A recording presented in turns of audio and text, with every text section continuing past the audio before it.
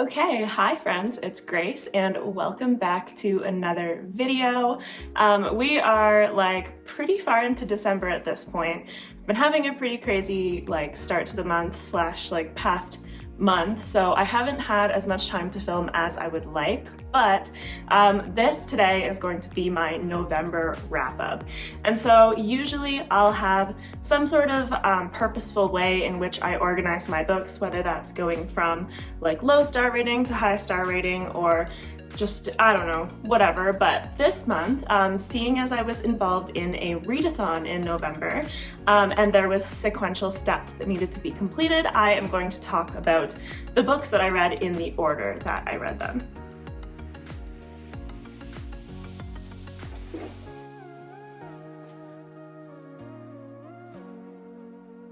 Maisie is a very curious kitty, and rather than having her knock over my ring light, I thought that I would just scoop her up. And she doesn't seem to mind, but I also can't hold her the whole time because I need to hold my books. So this was a pretty good reading month, although it did have its ups and downs, and on the whole I finished 6 books, which is relatively average for me, and all of them were physical this month. So the first book that I finished for the first step of the readathon was Spinning Silver by Naomi Novik, and this was for a step that I read this book because it fit the prompt of containing royalty and being a retelling.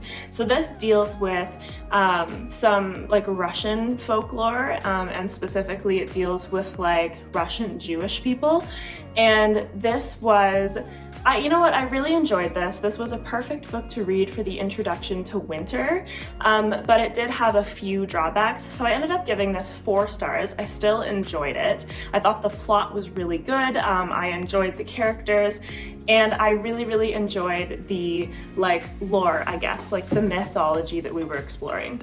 So essentially the main storyline that we have here is one of our main characters, Miriam, is the daughter of a moneylender, and her father is not very good at his job in the sense that he's not very ruthless, he's very generous. Their family ends up falling into poverty because he doesn't actually go collect on his debts, or rather I should say other people's debts. So when this happens, Miriam decides that she's old enough to take matters into her own hands, and she becomes essentially the moneylender, where she goes to collect on people's debts. And there's this whole motif of turning silver into gold, because when she starts to do this, this other race of beings take notice of her, and they are the kind of mythological creatures that we're dealing with here, because they essentially bring her silver, or their currency, and expect her to turn it into gold. And so that's where our title, Spinning Silver, comes from. And so she has to deal with this. She makes a deal with them, and there's a lot of other plot that unfolds from there, but that's your basic premise at the start of the book. Now, one of the major drawbacks for me was we actually have 4 or 5 POV characters in this book, and there are 4 of them at least are women or girls, and this entire book is written in the first person perspective, but there is no clear delineation for whose perspective you're in. You kind of have to figure that out as you go. And so the first time we switched perspectives, it took me probably at least a page to realize that something wasn't right and we were not reading from the same person that we had been reading from so far. This was someone different, but there was nothing to indicate that. And I've heard from other people that if they've listened to the audiobook, the narrator is the same for every character, and so this does induce a little bit of confusion. And I think that a lot of this could have been dispelled simply by names at the beginning of chapters, which is a pretty common practice, or just something that indicates to you, if you want to somehow keep the perspective a secret, maybe just an indication that we're changing perspectives. I don't know exactly how you do that without telling us who it is, but that did give me some confusion and a little bit less satisfaction when I was feeling a little bit disoriented, but I still thought that this was really, really strong standalone, and I did include it in my favorite standalones of the year. So it wasn't a huge problem like overall in terms of my enjoyment, but it was at least like worthy of knocking a star off of the book. And I don't know, this is still good, but I just think that that's an important thing to know going into it. So it's got a great atmosphere, a great plot, and some really, really good characters as long as you can keep them straight. Now, next up, we have an indie published book called Second Star to the Right by Sarah Barron that was so kindly sent to me. And so basically this is a Peter Pan retelling, and I just thought that this was fun. Like, in my mind, this is geared towards sort of a young adult audience. One of my somewhat criticisms was that there were parts where I couldn't tell like who this was geared towards, because there was some like subject matter and content that felt very adult, but then it was told in a very young way. And so I guess that was intentional, like the content that's being explored is being moderated in a way that it is like palatable to younger readers, but I don't know, some of the stuff was just a little confusing in that sense. But I just remember thinking the entire time I was reading this that it would make a really good movie.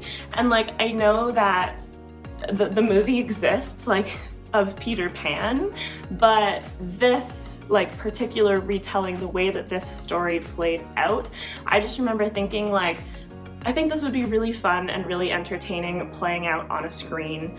And I don't know, like I've never really read a book before and had such a strong feeling about the fact that it would be really fun to watch an adaptation of it. Like, of course I've felt that in terms of if there are books that I love, I would love to see them adapted just because I would love to see how that's done and I would love to see it get more attention. But it's just a really specific feeling that I had about this book.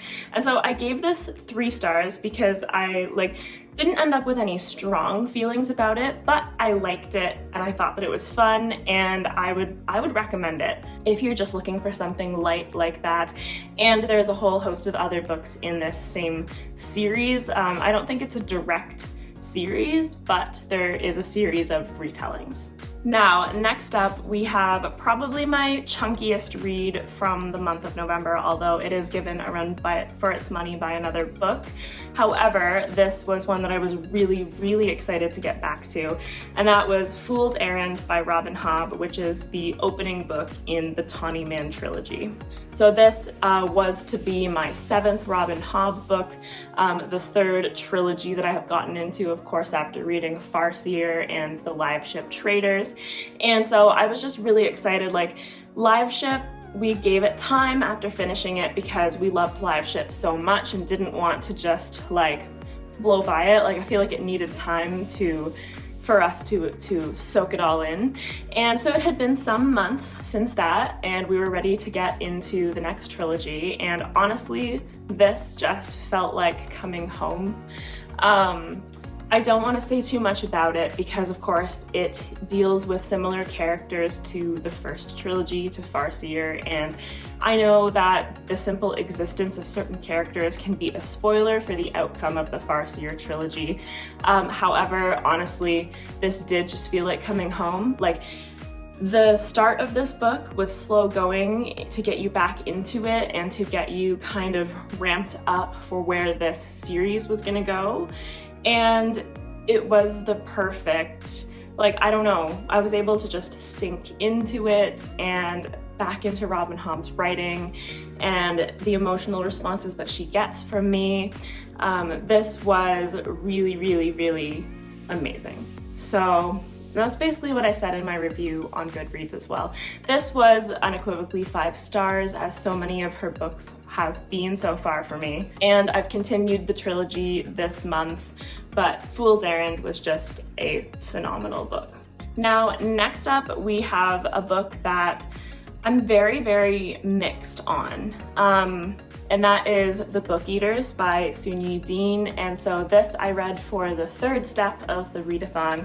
I forgot to mention that I read Fool's Errand for the 2nd step, but this is what I moved on to after Fool's Errand. And it's often true that something isn't going to benefit anyway from being directly compared to a Robin Hobb book, but, and you know what, especially in terms of character building, but The Book Eaters, I ended up giving it 3 stars, and this wasn't what I expected. So part of that is on me, but I didn't really get, like, from reading the synopsis of this book, you're told that there are 6 old book eater families. They live in the North and Highlands of Scotland and England, and they are basically, we're following our main character Devon and the fact that she has a son that is a mind eater rather than a book eater.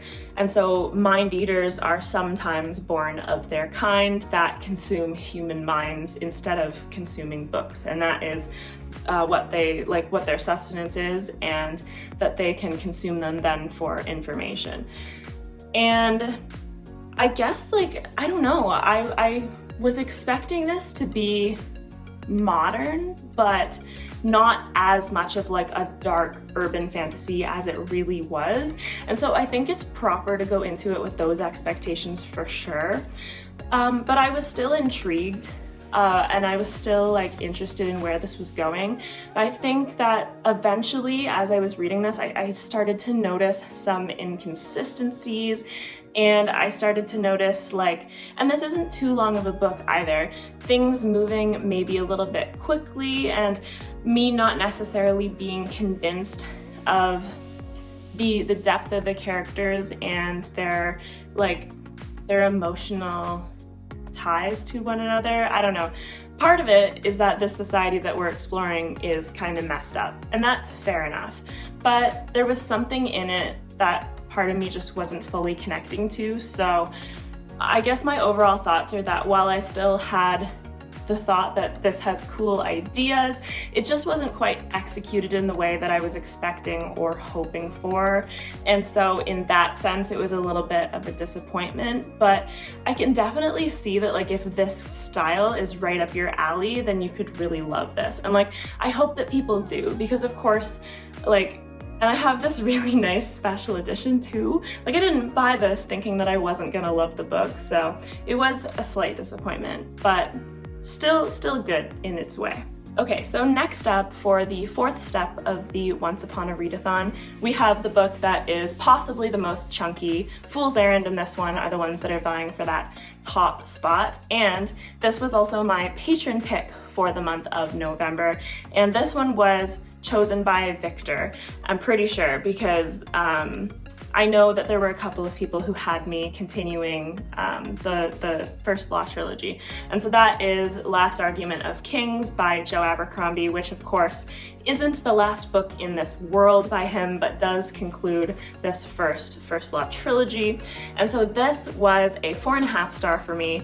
I really enjoyed this. I think the half star off is just by virtue of the fact that within this series, Before They Are Hanged was basically perfect, precisely my taste. And so this was, I still thought, really good and well done, and same things to be said about the characters. They're so interesting. I love that they're complex and not good people, very much anti-heroes, which was one of the prompts that I chose this for.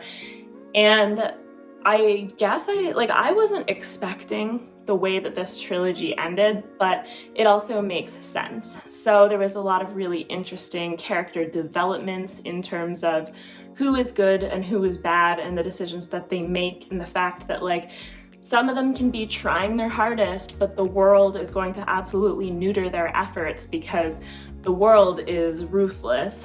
And I don't know, it's not a classic hero's journey. It very much doesn't go in the way that you're expecting it to, but not in a bad way.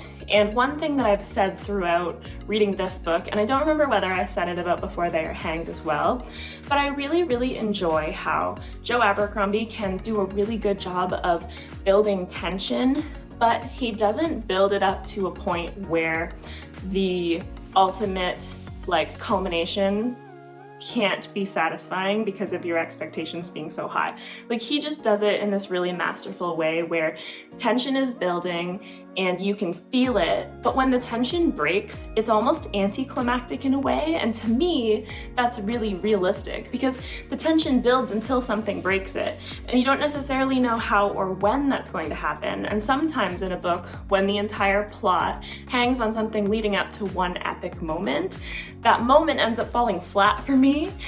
And so it's almost like, not that he does that on purpose, but the fact that he just like breaks the tension when it's natural to break it, it feels very satisfying and it feels very real.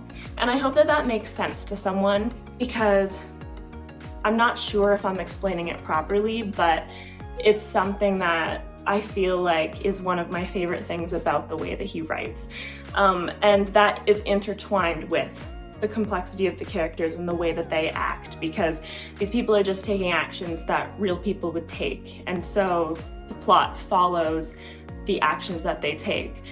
And so yeah, I don't know like what else to say really, because I'm being vague because this is the conclusion to a trilogy, but it didn't disappoint me. It was really, really great. So I'm looking forward to reading more from Joe Abercrombie, the standalones, and then eventually the Age of Madness trilogy. And then finally, the last book that I finished in the month of November, and this has been a long time coming. I've owned this book for quite a while, at least a year and a half, because I was anticipating this when it was initially released and I just never ended up getting around to it. But that is She Who Became the Sun by Shelley Parker Chan. And so the prompts that I chose this book for were essentially like an unlikable main character and a book that's like a poll pick winner. So this did end up winning the poll that I put up, so naturally I was able to pick it. And I was kind of banking on the fact that our main character was going to be somewhat unlikable because of this blurb setup or like premise where she is trying to take on the destiny of another person, her brother who passed away or died, and she's gonna have to be ruthless to get what she wants. And that is like billed as a main focus. So I'm like, okay, we're probably gonna be following a character who's making some pretty like tough decisions and ruthless decisions, and I'm down for that, but I'm also ready for the fact that they're probably not gonna be very likable if that's the case. And so I would say that this pretty much like delivers on exactly what it promises. I ended up giving this 4 stars, I think just because like when I was reading it, I could feel that by no means was this going to be an absolute favorite book for me. It was just really, really solid. Like I really enjoyed it. And I love this whole setup of this like burning determination in our main character to avoid this fate that has been given to her to be nothing. Instead, she wants to take up the fate of her brother, which is to achieve greatness. And one thing that I wasn't necessarily expecting was how much I came to love the themes of gender and what was done with like gender identity and gender fluidity in this book, because I think I was expecting this to be more of a surface level exploration where like she tries to take on the persona of her brother and she identifies as a woman, but she's just pretending to be her brother. And it ended up being a whole lot more complex than that, and there were other characters that had very interesting expressions of their gender, and also some explorations of like how this is expressed through sexuality and how the sexualities and genders of certain characters are fluid, but also like are kind of viewed differently depending on how that character presents themselves, I guess is a good way to put it. And I was very pleased. Like I enjoyed myself a lot with this. It was actually quite an easy read. I think I read it in like 3 days. And yeah, I would recommend this because honestly, like I said, I think in my personal opinion, it delivered on exactly what it told you that it would. So if you think that this sounds interesting, I think that you should pick it up. So that is it. Those are the 6 books that I read in the month of November. Let me know what you think down in the comments about this list. I believe I had 2 3 stars, 2 4 stars, a 4.5 star, and a 5 star. So that's probably more of a spread than I usually have, to be honest, but I still view this as a pretty good reading month because it was very enjoyable, like between the 4s to the 5 stars range. And yeah, I enjoyed participating in the readathon, even though I was not as active as a co-host as I maybe would have liked to be, just because of how busy I've been with work and everything else, and having like my kitten and everything. But I still had fun, and the wolves came in last place, but you know what? It's the journey before destination. So yeah, that is going to be it for this one. I hope you liked it. Please like this video if you did like it. Subscribe if you'd like to see more content from me. I post new videos on most Mondays and Thursdays. As always, I will have my Discord, socials, and Patreon in the description if you're interested in any of that stuff. And with that said, I hope you have a fantastic rest of your day. Bye!